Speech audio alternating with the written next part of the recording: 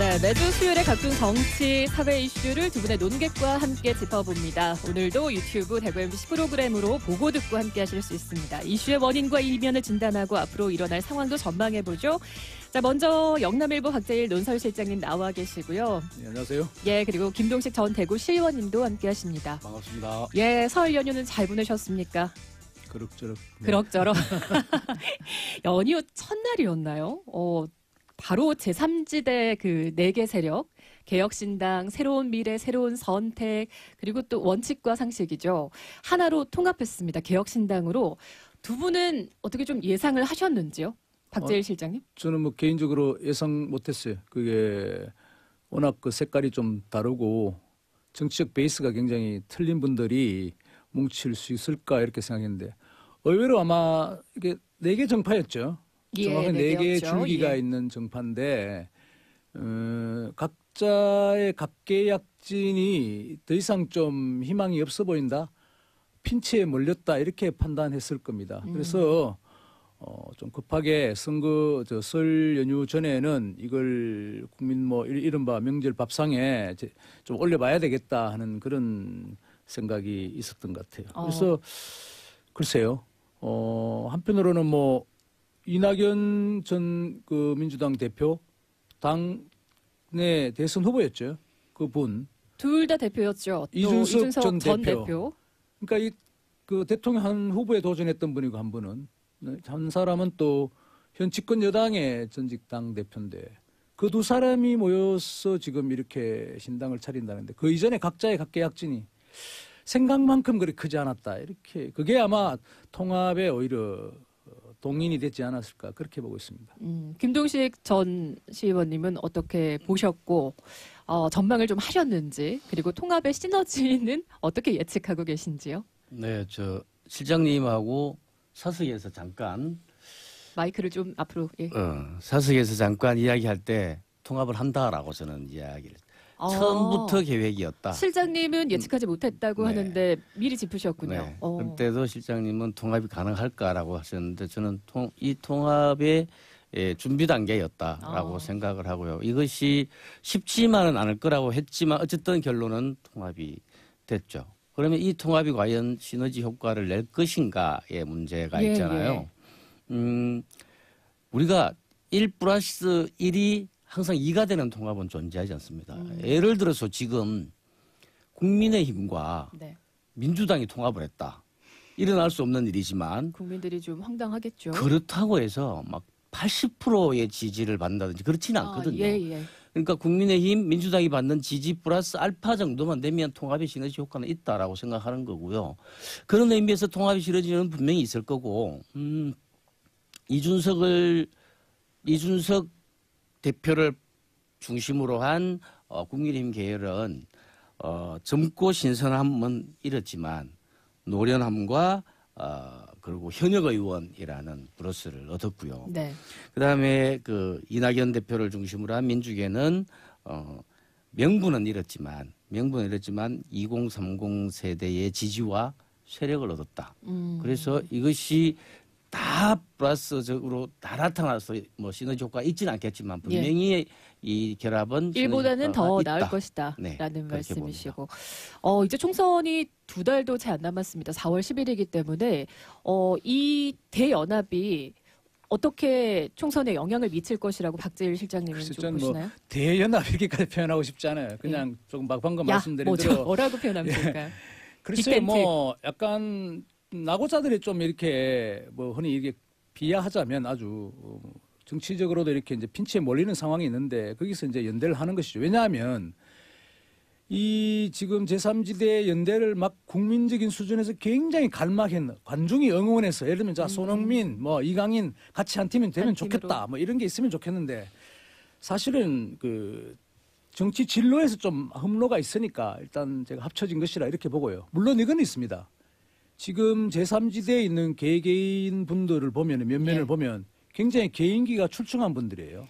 일단 다 뭐 이름- 대표적으로 양향자, 뭐, 예, 김태섭, 이준석, 그렇죠. 다 이낙연. 우리 이름을 들어보고 조금이라도 정치에 관심이 있으신 분들이라면 이분들이 개개인의 개성이 굉장히 강하고 예. 자기 나름의 정치적인 발언권이 목소리가 강했죠. 예. 있죠. 그러니까 뭐 TV에도 자주 나오고 라디오에도 자주 나오는 그런 분들이잖아요. 인지도가 있는 예, 분들. 그러니까 스타 플레이어에 가까운 분들인데 제가 드리는 말씀은 그런 분들이 지금 뭉치긴 했는데 이게 예. 빅텐트인데 아직은 좀 추운 빅텐트다. 뭐 난로도 없고 난로도 없고 지금 동절 기용은 아니군요. 당장은 뭐 예를 들면 지금 국회의원이 4명이잖아요. 예. 그분들이 4명이면 맞죠 정확하게? 뭐 정의당보다는 지금 적어서 3번을 받아야 되잖아요. 더 삼지대나- 일단은 입당을 해야 하는 상황인 그러니까 이게 거예요. 현역 뭐 의원들이. 또 말씀드리자면 지금 거대 정당 그러니까 제일 집권 여당과 야당의 분열이나 균열이 커야 이쪽이 지금 이득을 보는 형국이에요. 어쨌든 각계 전투로는 힘들기 때문에 그런 이해관계가 맞아서 이제 대연합 아니고 그냥 이렇게 비닐하우스. 비닐하우스 그까지 하는 정도로 거 빅텐트는 맞는데 좀 빅텐트. 춥다. 네, 조금 전망이 어둡다라고 이제 전망이 어두운 건 아니고요. 그만큼 아니고요. 험로가 있다. 험로가 예, 예상된다. 그렇죠. 험로가 있다는 것이죠. 라는 말씀이시고. 자, 어쨌든 지금 거대 양당 체제 종식을 그 네 당 모두 내걸면서 개혁신당이라는 이름으로 또 모였습니다. 분명한 것은 가치와 이념이 전혀 다른 세력들이었다는 거고 그렇다면 이제 앞으로는 어느 쪽으로 방향을 맞춰갈 건가 이것이 바로 유권자에게 호소하는 지점일 텐데 어떻게 나가야 된다고 보십니까? 김동식 의원님. 네, 반 이재명 정당, 뭐 반 윤석열 정당 뭐 이런 거는 사실 존재해서는 안 되는 거죠. 그런 정당이 존재한다는 자체가 치욕이죠. 우리나라 정치에서. 예전에 우리가 봤던 정말 저는 말하면 부끄러운 정당이 하나 있었는데 친박연대라는 정당이 있었어요. 이런 정당이 존재하면 안 된다라고 저는 생각했는데 마찬가지죠. 그래서 지금 이번에 이제 개혁신당이 이렇게 통합을 했는데 개혁신당이 튼튼한 국민적 지지를 얻으려면은 예. 반 이재명, 반 윤석열을 벗어난 대한민국 국민들이 꿈꿀 수 있는 미래 비전과 그리고 정책들을 내놓아야 된다. 그래야 성공한다.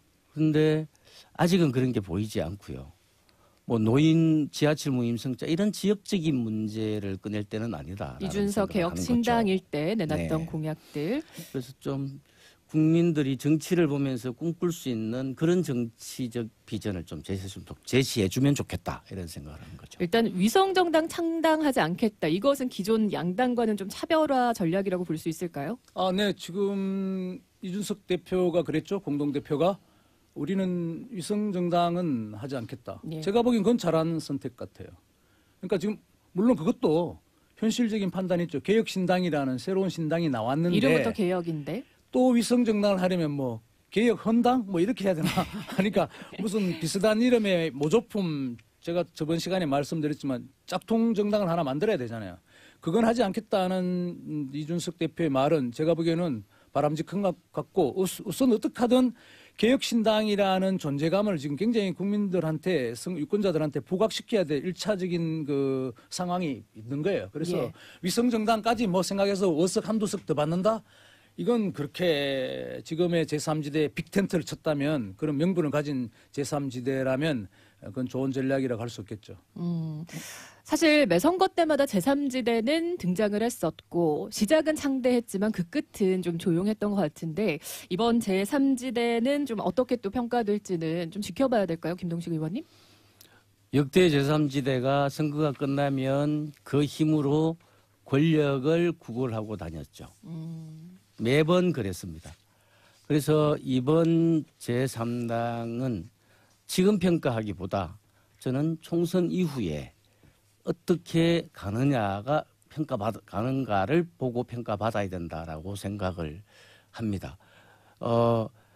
총선을 앞두고 급조된 정당이 뭐 의석수를 많이 확보하고 원내 교섭단체를 구성할 만큼 저는 이런 모습이 좋은 정치라고 생각하지 않거든요. 착실하게 준비해서 차근차근 지지를 받아서 총선에 평가를 받는 거지 총선에 뭐 표를 더 얻기 위해서 의석수를 늘리기 위해서 정당을 만든다 이것은 좋은 모습이 아니라고 생각하기 때문에 저는 개혁신당만큼은 이번에 평가받지 말고 이번 총선과 다가올 지방선거와 다가올 대선 이후에 그다음 총선에 그 과정에서 정말 국민적 지지를 얻고 실력을 키워서 제대로 지지를 받았고 그리고 정말 대한민국의 제3정당으로 자리매김했으면 좋겠다라는 생각을 하는 거고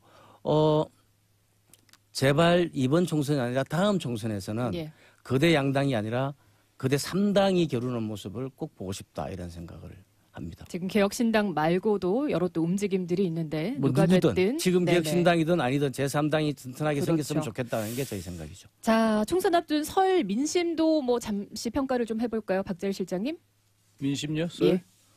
아무래도 설은 지나고 보면 이게 명절 그 정치가 있잖아요. 근데 솔직히 정치 부분에 보면은 지역 민심. 예. 지역 민심 그렇게 뭐 좀 다이나믹하지는 못했어요. 지금 지역에 보면은 전반적으로 국민의힘의 그 공천 과정이 물밑에서 굉장히 전화 면접 여론 중인데, 여론조사가 뭐 시도 때도 없이 이루어졌어요. 맞습니다. 그런 게 정치에 좀 해모증을 일으킬 수 있을 정도로 예. 그런데 그런 부분이 좀 강했고 민생 경제적인 그런 부분 뭐 김동식 의원님 한번 그런데 좀 많이 아시잖아요. 예. 네, 한 20초 말씀 주세요. 예, 뭐 이야기가 대부분 귤 한 박스에 4-5만 원씩 하더라. 사과 한 박스에 10만 원씩 하더라. 이런 물가 이야기가 전부였고요. 예. 정치 이야기는 다 들어갔죠. 쑥 들어가고 없습니다. 사실은 너무 먹고 살기가 힘드니까 먹고 살기 힘들다 보니 정치에까지 신경 쓸 만큼이 아니다. 정치인들이 그 지점을 좀 제대로 파악해야 될 것 같습니다. 김동식 전 의원님, 박재일 실장님 감사합니다. 다음 주에 뵙죠.